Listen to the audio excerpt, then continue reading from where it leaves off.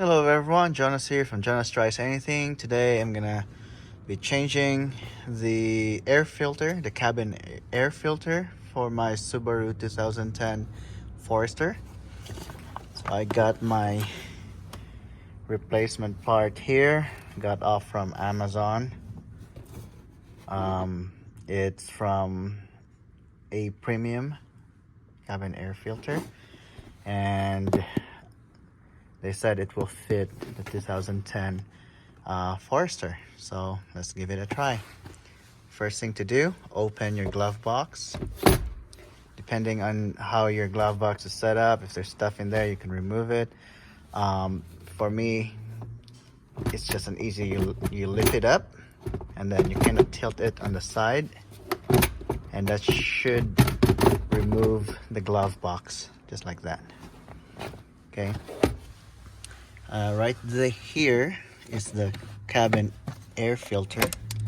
So basically you just pull it out. Okay, pull it out, down. See how dirty that thing is? Yeah. So right here I've unboxed the new replacement filter. It has instructions as well. So yeah, if you don't know how to remove your cabin air filter or the glove box, then yeah, there's this instructions. Okay, so let's see if it's the same size.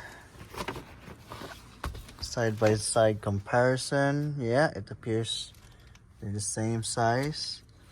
The main difference is this one is charcoal, activated charcoal coated. So yeah, let's slide this up here. Yeah, so you have to go in an angle because there's this edge right here. If you go like this, it's gonna stop it. Go in an angle and then up. There you go.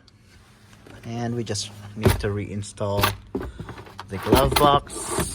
Again, wiggle it on the side, close, and that's it. Alright, if you find this video helpful, please give it a thumbs up.